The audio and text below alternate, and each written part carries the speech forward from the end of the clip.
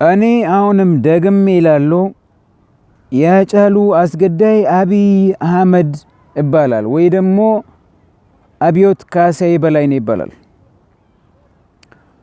አቢይ ስለ ምኒልክ ሐውልት ተናግሮ ሐውልት ጠላታችን ነው ብሎ ሰውዬ ምኒልክ የኦሮሞ ጠላት ነው ብሎ ተናግሮ ሳምንት ሳይሞላው በ6ኛ ቀኑ ነው የተገደለው ሃጫሉ ሁንዴሳ። አቢይ አህመድ ወይ ደግሞ አብዮት ካሳዬ በላይነህ ቅዠት እንደመጣበት ሰው ለሊት ከእንቅልፉ የተነሳ ሄዶ የምኒልክን ሐውልት ውሃ የሚያጠጣ የምኒልክን ሐውልት የሚያጥብ ሰው ነው።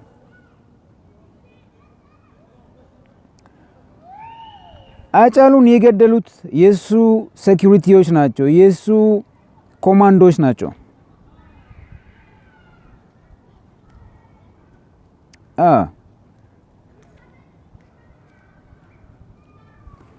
ከውጭ ሀገር ብር ሲያዋጡ የነበሩ ሰዎች ከተለያየ ቦታ ብር አዋጥቶ ሃጫሉን ለማስገደል ፋይንድ ሲያደርጉ የነበሩ ሰዎች ሰፖርት ሲያደርጉ የነበሩ ሰዎች ዛሬ ወደዚህ ተመልሶ ሃጫሉን የገደለው ሸኔ ነው፣ ሃጫሉን የገደለው ኢጅፕት ነው፣ ሃጫሉን የገደለው ቲፒኤልኤፍ ነው ብሎ ዩቲዩብ ላይ ሲሯሯጡ እናያቸዋለን።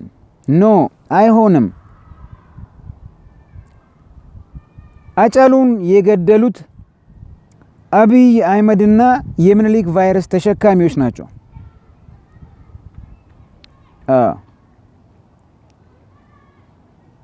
ዛሬ ሃጫሉን ለ3ኛና ለ4ኛ ጊዜ ድጋሚ ገደላችሁት። በጣም ነው ያዘንኩት። ዛሬ እነ ታከለ ኡማ እነ ሽመልስ አብዲሳ ምናምን ተሰብስቦ የሃጫሉን እናት ሲያስለቅሷት የሃጫሉን ሚስት የሃጫሉን አባት ለምንድን ነው ምን አለበት ቁስላቸውን ባትነካኩ? ምን አለበት? የትኛው ኦሮሞ ነው ሃጫሉ የምኒልክን ሐውልት ስለተሳደበ ምኒልክን ስለተሳደበ የነፍጠኛን አመለካከትና የነፍጠኛን ፖንኪለርስ ስለተሳደበ ሃጫሉን የሚገለው የትኛው ኦሮሞ ነው? የትኛው ኦሮሞ? ኦሮሞ በፍጹም ሃጫሉን ልነካውም ሊያስበውም አይችልም። ባንዳ ደግሞ ጎበና ደግሞ ትላንትም ኦሮሞን ሲገል ነበር ከምኒልክ ጋር ነው። ጎበና ከምኒልክ የበለጠ ምኒልክ ነው። የጎበና ቫይረስ ተሸካሚዎች ከምኒልክ የበለጠ ምኒልኮች ናቸው። የነፍጠኛ አመለካከት ያላቸው ኦሮሞዎች ከነፍጠኛ የበለጠ ነፍጠኞች ናቸው። እናንተ ናችሁ ሃጫሉን የገደላችሁት። ለምን? ስለ ምኒልክ ሐውልት ስላወራ። ለምን? ምኒልክ ያደረገውን ጄኖሳይድ ስላወራ። ለምን? ምኒልክ ፈረሱን እንደሰረቀ ስለተናገረ። ለዚህ ነው የገደላችሁት ሃጫሉን። እዚህ ጋር እነ ዮኒ ማኛ ካምፔን ሲያደርጉ የነበሩት ሃጫሉ 2 ሳምንት አይኖርም ብሎ ካምፔን ሲያደርግ የነበረው ዮኒ ማኛ ዛሬ መልሶ ሸኔን የገደለው ይላል፣ ኢጅፕቱን የገደለው ይላል።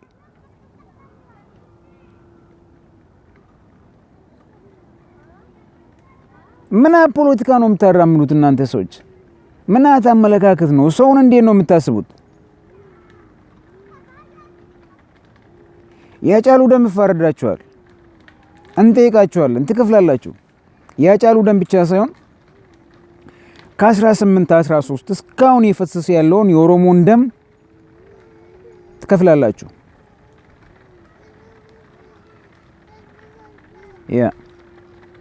ትከፍላላችሁ። ገዳይም አስገዳይም ተሳታፊም ይከፍላል።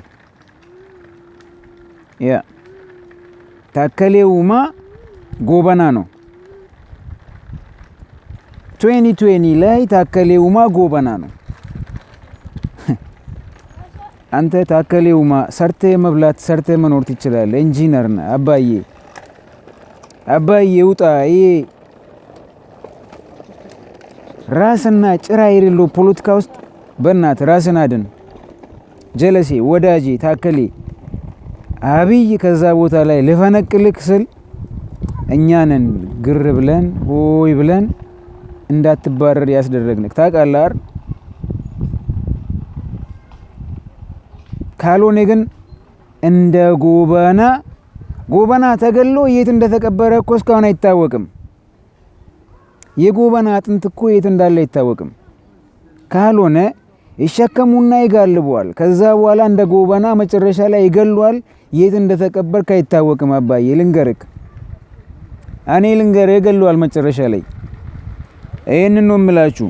ታከሌውማ ስለምወደህ ነው፣ ጥሩ አመለካከት ስለነበረኝ ነው ላንተ ከመጀመሪያ ጀምሮ እንደዚህ ብዬ መክረ ራስን አድን። ይሄንን ነው የምለው። ሰላም ሁኑ።